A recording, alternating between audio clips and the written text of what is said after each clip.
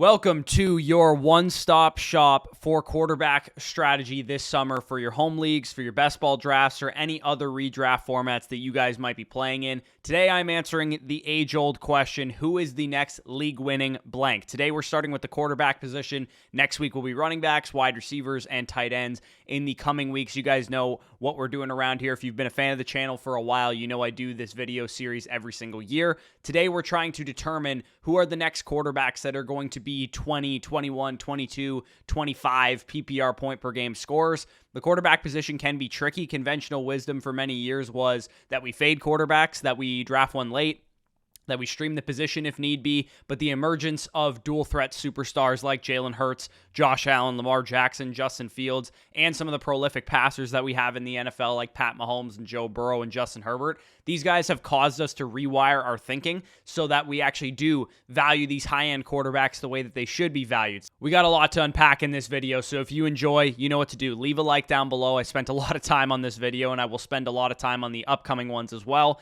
and add a D to the subscribe button if you guys enjoy the content around here. Let's do it.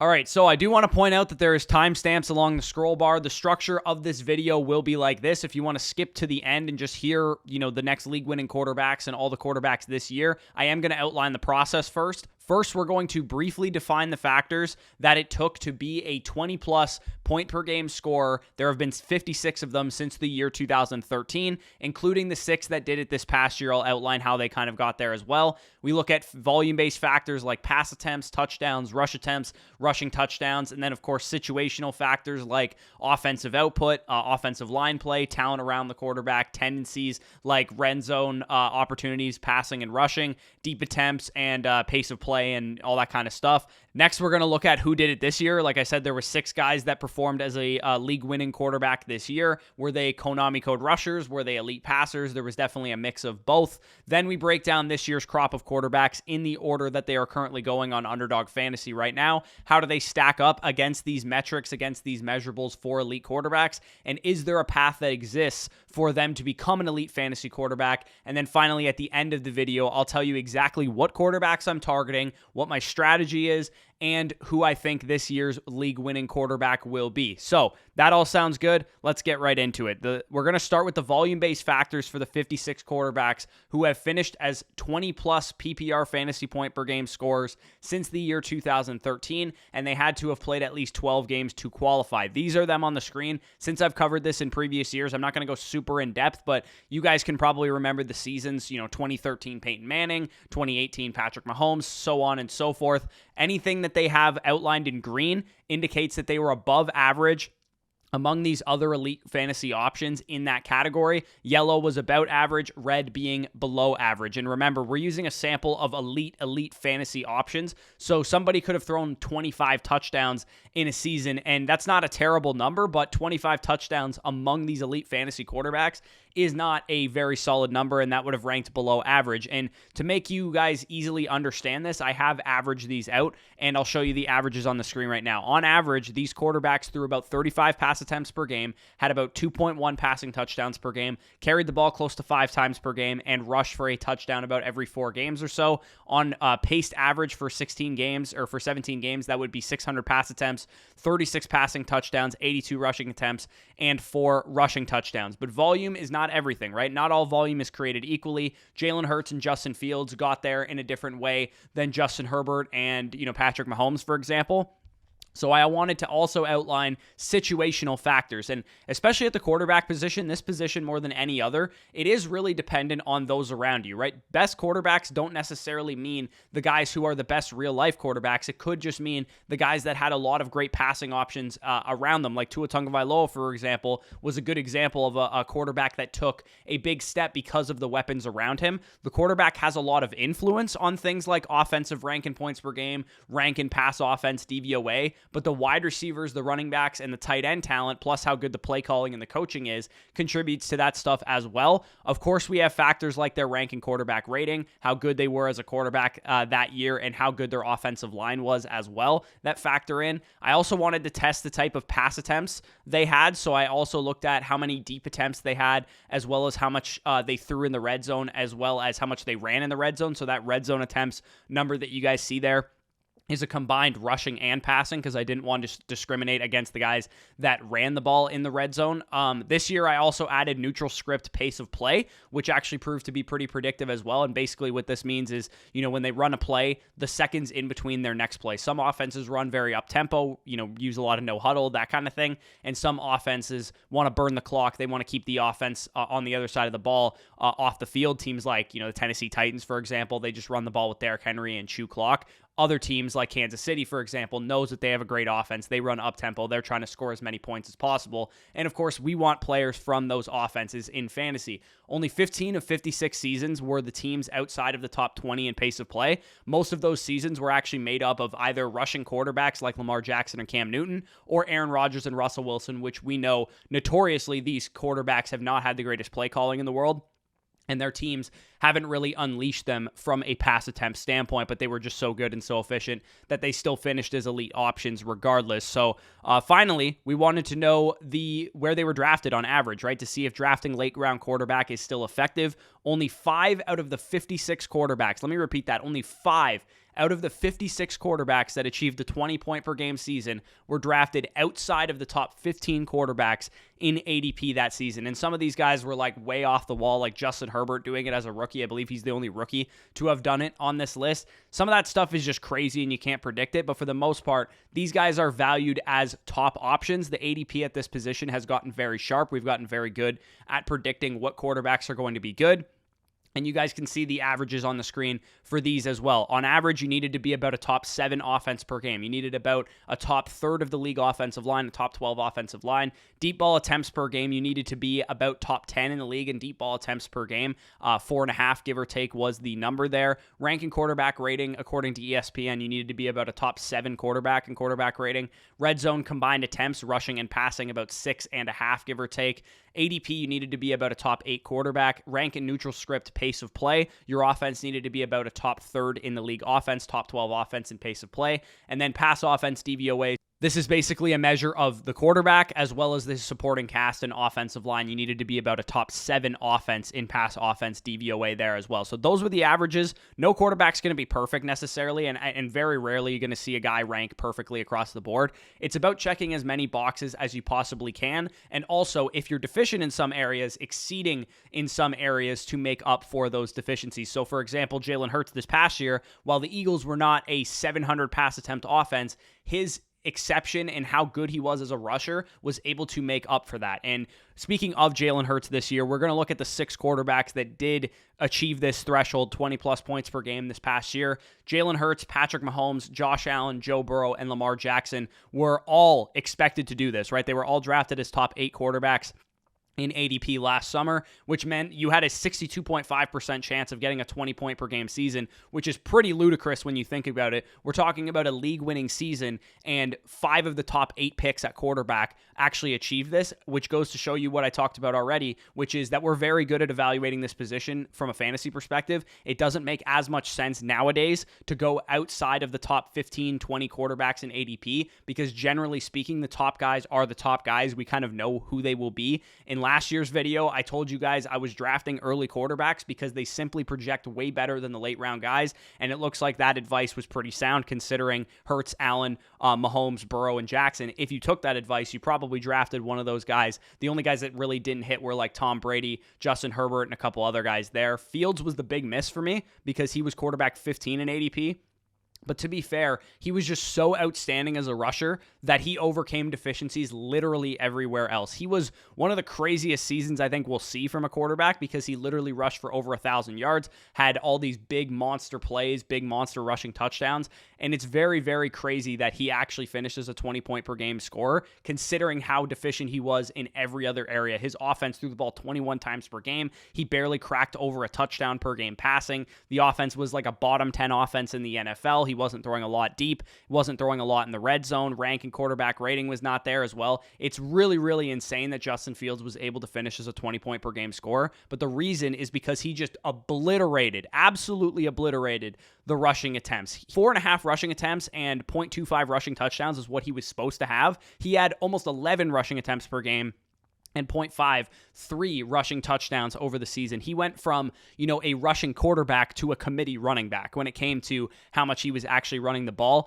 So that is the whole process section of this video. If you guys skipped ahead to this part, this is the group of quarterbacks that we're looking at this year. I'm mainly looking at the top 32 quarterbacks in underdog ADP, but I'm only going to go kind of in depth on the top 20 or so because that's when the quarterbacks start to not have this type of ceiling. Typically, these league-winning ceilings that we're looking for came from one of three paths, and I'm pretty sure you guys know what I'm about to say, but we have premier passers, right? We have Patrick Mahomes, Justin Herbert, Tom Brady and Matthew Stafford and Aaron Rodgers and all those guys in recent years. Those guys are going to put up, 35 plus, 40 plus passing touchdowns, 4,800 yards, those kind of seasons, and that's how they get to this ceiling. Or we have your premier Konami code guys like Jalen Hurts, Lamar Jackson, Justin Fields, who are going to rush for 800, 900, 1,000 yards and 5 to 10 touchdowns, and that's how they're going to get to this type of ceiling. Or you have some combination of the two, which in my opinion presents the highest ceiling. Guys like Josh Allen can both put up 800 rushing yards and 8 touchdowns and still pass for 5,000 yards and 40 touchdowns. Those are the types of seasons that we definitely want to get a part of if we can.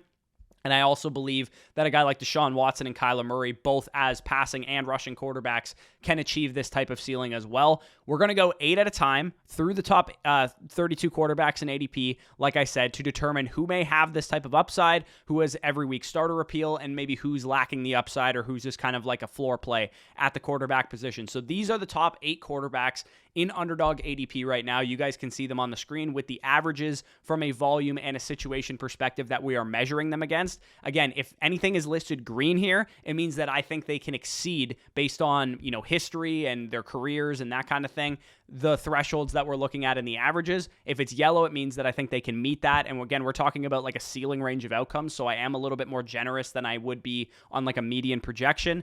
And then anything that was a question mark was like, I don't really know. We have, reason to believe they might, but we don't necessarily know for sure. And then anything in red, we can definitively say they're probably not going to achieve those marks. So I'm sure you guys know that these guys are good fantasy options, but I want to break them down individually.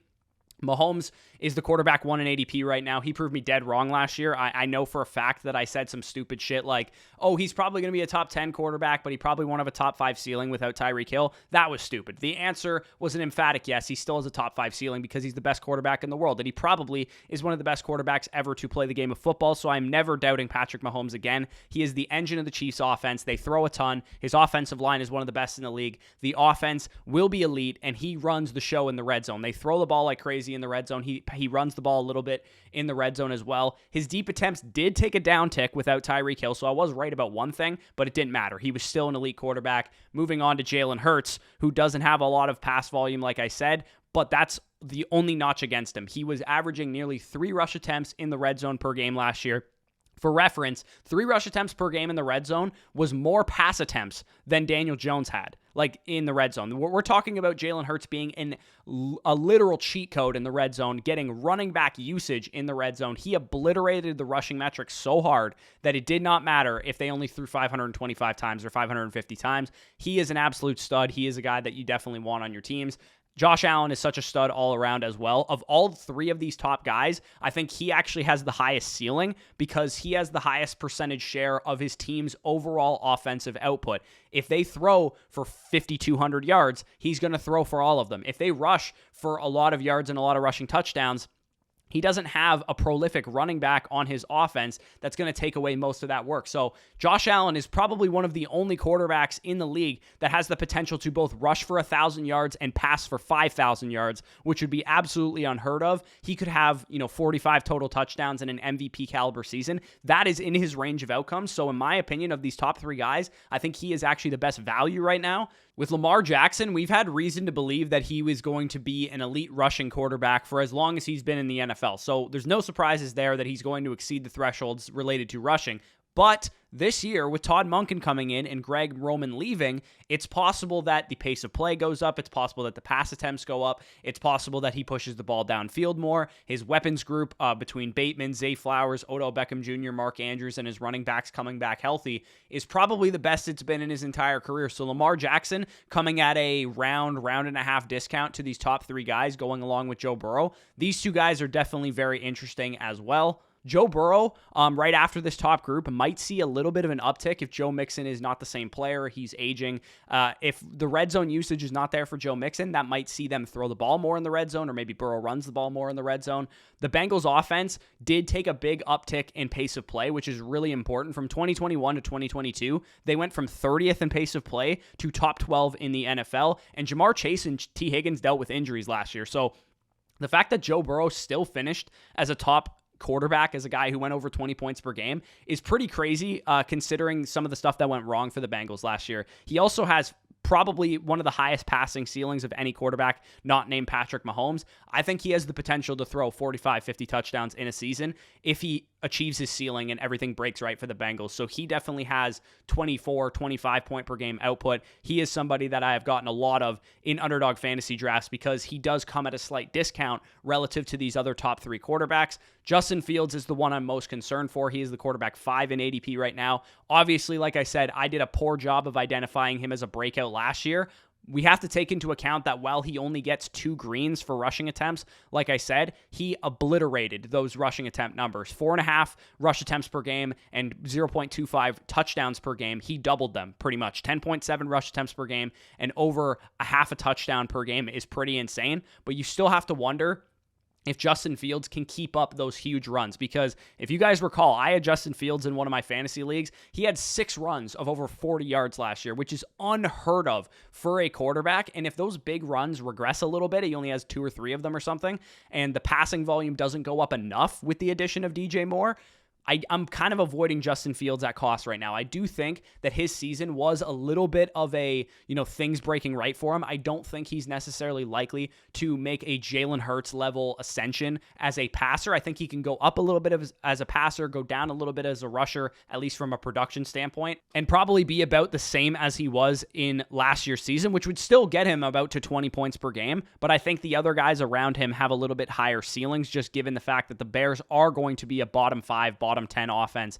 in terms of overall pass attempts. The main reason that I am avoiding Justin Fields is because the 2 guys going directly after him are guys that I'm getting a ton of, and they go a solid round and a half after Justin Fields, and Justin Fields goes around a lot more, high-end wide receivers and running backs and tight ends that I want to draft, versus these guys, they go at a little bit more of a discount when the wide receiver and running back pool starts to dry up a little bit. Justin Herbert and Trevor Lawrence, 2 guys that I have drafted a ton of in underdog fantasy drafts. Both guys have elite passing volume. Both guys have elite pace of play incoming. The surrounding cast for both players are very good. They're very loaded. Both teams have great running backs on their team, but neither team ran it in the red zone a ton. Austin Eckler, while he scores a lot of touchdowns, got most of his red zone work through the air, which of course counts to Justin Herbert as well. And the Jaguars surprisingly did not use Travis Etienne in the red zone very much. Maybe that changes with Tank Bigsby coming in, but I do expect them to still be a pass-heavy offense in the red zone. Both guys can also contribute a little bit with their legs, and Lawrence actually ran more than Travis Etienne did in the red zone in goal-to-go situations. So Trevor Lawrence and Justin Herbert, 2 guys that I absolutely love this year. Let's move on to quarterbacks 9 through 16. So that was quarterbacks 1 to 8, and their kind of outlooks, their ceilings, if I'm targeting them or not. This is quarterbacks 9 through 16. The first group of quarterbacks is definitely where my head is at in terms of my primary targets, but I do like a number of guys in this group as well. Deshaun Watson kind of fits into the Herbert and Lawrence area where I see a lot of high-end potential for him. He's literally played 3 full seasons in his career. I know he's been around for a while. He's played 6 seasons in the NFL, but he blew his knee out in 2017 as a rookie and still, by the way, had a 20-point per game season, but he didn't play enough games for it to qualify. In 2021, he was obviously suspended, and then in 2022, he was suspended 10 games or 12 games and came back and only played a couple games at the end of the season. Deshaun Watson's 3 other seasons, he's been a top 5 quarterback every single year, and he's been a 20-point per game scorer every single year. The Browns should pass more. I think they're going to run at a higher pace, and even though I didn't mark those as guarantees in Watson's thing there that you can see, his offensive line is great. Deshaun Watson exceeds the rushing thresholds as well, and the weapons are in totality the best of his career. He doesn't have a DeAndre Hopkins necessarily, But between Amari Cooper, Elijah Moore, Donovan Peoples-Jones, Nick Chubb, David Njoku, I think in totality, they're the best of his career, not to mention the offensive line is definitely the best one that he's played behind. So I really love Deshaun Watson, easily one of my biggest targets at quarterback, and a guy I think that is currently my highest owned quarterback on Underdog Fantasy right now. Tua Tagovailoa is a hard read as the quarterback 10 in ADP. The Dolphins don't pass very much, and he doesn't run. So Tua Tagovailoa is not the type of guy that I really want to draft, but it is possible that Tyreek and Waddle are just so good, and I believe they're probably the best wide receiver duo in the NFL, that it boosts Tua up the board. And he is kind of like the new Jared Goff. If you guys recall, when Jared Goff was in LA, between Cooper Kupp, Robert Woods, and Brandon Cooks, they were kind of carrying Jared Goff to top 10 quarterback finishes. And I think Tua is kind of like that. He's a fine option, but not somebody that I'm highest on in this group, because it's a long shot, in my opinion, that he reaches 20 points per game. He could be an 18-point per game scorer, 16-point per game scorer,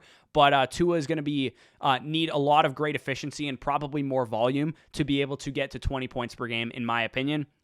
Anthony Richardson is the best bet of this group to be this year's Justin Fields, of any quarterback, not just this group. The blueprint for Justin Fields last year was one of the most run-heavy offenses in the NFL, but he just obliterated the rushing thresholds. And I think that is possible for Anthony Richardson, even as a rookie, because he's a supremely gifted runner. He's probably one of the best athletes. Well, he is literally the best athlete at the quarterback position in NFL history, who's tested at the combine. I would argue that the pass-catching weapons that Anthony Richardson has also is better than what Justin Fields was dealing with last year between Pittman and Downs. And of course, Jonathan Taylor in the backfield, he factors in because he's going to take away some red zone work, but he does help the offense overall. In my opinion, the premier upside swing in drafts at the quarterback position is Anthony Richardson. In home leagues, he'll probably go a little bit lower than quarterback 11, but of course the Sharps know that he has this type of high ceiling, so we're drafting him as high as top 12 in the quarterback position. Kirk Cousins and Dak Prescott, I'm going to kind of group them together because I do think that they're both very similar. But you guys might be shocked to see that I have Cousins graded out much better than Dak Prescott,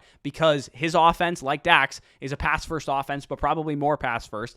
They run a lightning pace of play. Kirk Cousins has the best weapons of his career, with the best wide receiver in football in Justin Jefferson, a top 5 tight end in TJ Hawkinson, and one of the best wide receiver 2s in the league. That might be a premature statement to those of you guys that might be just coming back to the redraft scene, but you guys know I love Jordan Addison coming out of USC this past year. And to top it off, we may see an increase in the red zone passing for the Vikings offense without Dalvin Cook in town now. So even though Madison's taking over, I think what it kind of signifies is that the Vikings are going to be a pass-first offense, not necessarily that Madison's going to suddenly take over the Dalvin Cook role. Kirk Cousins is somebody that I'm very high on after doing this exercise, and Dak Prescott is basically just Kirk Cousins light this year, which is odd considering in previous years it's been the other way around. But I dialed back the passing projection for Dak Prescott just a smidge because they keep talking about running the ball more, and Kellen Moore is no longer there and that kind of thing. And also, Dak Prescott is now a pocket quarterback. His archetype is no longer like Deshaun Watson or Justin Herbert or Trevor Lawrence, a guy that can give you something on the ground, because he no longer possesses any rushing upside for the last 2 years. Once he became a pocket quarterback, he fits in more of the Kirk Cousins mold, where he can throw for 32 touchdowns to 35 touchdowns and 4,500 yards, but he's probably not going to do much on the ground, maybe a couple rushing touchdowns here and there. But he does have upgraded wide receivers with Brandon Cooks coming in and Michael Gallup's second year removed from the ACL tear. Of course, CeeDee Lamb is still there as well. So Dak Prescott I like, but I do actually prefer Kirk Cousins at cost right now and straight up if I had to make that decision. These next couple quarterbacks I'm less bullish on. Daniel Jones, I think I'm probably out on. He definitely runs, and that's intriguing, but he doesn't run like Fields or Richardson run. He runs more than you expect, but he's likely going to miss the mark on a lot of the passing numbers. Hell, he threw 15 touchdowns last year. Like, we're talking about a guy that has very, very little passing upside, and even though his weapons were terrible, they're not great this year either. Darren Waller's an upgrade, I suppose. Jalen Hyatt's interesting, but nothing substantial. It's not like he got, DeAndre Hopkins, Darren Waller, and Jordan Addison added to his offense. So I'm likely avoiding Daniel Jones at his current cost. And same goes for Geno Smith. I think Geno Smith definitely had a great season last year, but I am scared that the Geno Smith that we see this year is the one that we saw for 9 years leading up to last year. So his regression scares me. The fact that they drafted another top 50 running back scares me. because that to me indicates that Pete Carroll wants to run the football. We know that's been Pete Carroll's MO most of his career. I think they're trying to go run heavy and stray away from, the pass heavy nature that they had last year. They're going to be a slower paced offense because they were the entirety of Russell Wilson's career there. He's a fine top 15 to top 18 quarterback option, but I don't see a massive ceiling. So if you're drafting a safe quarterback, Geno Smith might be your guy if you want just a guaranteed top 15 guy, but I do not see a massive ceiling. Ergo, I probably won't spend a draft pick on Geno Smith very often, unless I'm stacking him up with Seahawks players and underdog drafts. Aaron Rodgers is really the only guy that I like at the end of this kind of top 16 area, mainly due to the Jets' schematic differences from Green Bay, because Aaron Rodgers has made a living thriving off of high efficiency in a low volume, snail's paced offense. But now in the New York Jets system, he's switching teams and he goes to a team that actually throws the ball more and actually will run a faster paced offense, which is something that he's never really seen since 2014 when he won his first MVP award. So I think he actually sneakily has a top 6 ceiling. And I think if you're going to take a swing on like a later round quarterback, he's actually one of the better options to do so. But he is still risky given his age and the fact that he's switching teams. So not a guy that I'm like overly investing in every single time. Next, we get into the quarterback 17 through 24. Of course, as we get deeper in ADP, these guys become less likely that they will be elite. Jared Goff grades out quite well, minus the run-heavy nature of the Detroit Lions offense, especially in the red zone. He should be the architect of like a middle-of-the-road passing attempt type of team, a fast-paced offense. I actually definitely prefer him to Geno Smith and Daniel Jones at cost. Russell Wilson, also risky because of his poor play last year, but Sean Payton coming in, plus the weapons that he has to throw to, and I mean, of course, the other 10 years of data that we have on Russell Wilson suggests that he might be worth a swing at this point in the draft. He doesn't really run anymore, so that's not really a part of his game. He's kind of similar to Aaron Rodgers and Dak Prescott from that perspective. He's pretty much never played in a fast-paced, pass-heavy offense. So it is kind of similar to Rodgers, where he goes to a team that notoriously has been pass-heavy, notoriously has been fast-paced. Sean Payton, anytime he was with New Orleans, they were always near the top of the league in both of those stats. So I think Russell Wilson has a little bit more passing upside, especially knowing that their starting running back is coming off of a multi-ligament ACL tear. I think Russell Wilson is a little bit more interesting than maybe some people are giving him credit for. And speaking of the New Orleans Saints, I want nothing to do with Derek Carr. He regressed last year. The Saints offense became a snail operation without Sean Payton, and they signed and drafted 2 running backs. So no thanks on Derek Carr. I think I will let my league mates draft him.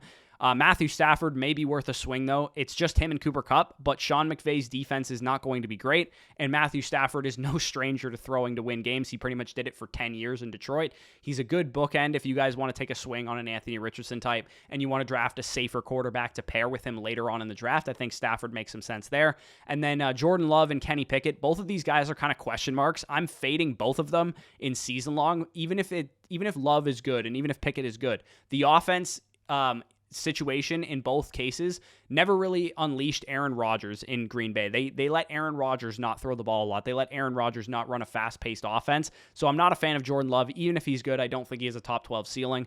Kenny Pickett is very similar to Love because he has a lot of questions and probably not a high ceiling as well. But I do like the Pittsburgh passing game more this year, and I also think Pickett might run more than Jordan Love and could be like this year's Daniel Jones. It's possible. I'm not super high on Kenny Pickett, but I do think of the 2 options, I like him better. And then Kyler Murray in this area of the draft is a great option if you do draft a safe quarterback, because if you draft Dak Prescott, if you draft Kirk Cousins in round 9, you can swing around in round 13 and take Kyler Murray for the upside. We talked in depth with Dr. Edwin Porras. Go check that video out if you haven't seen it.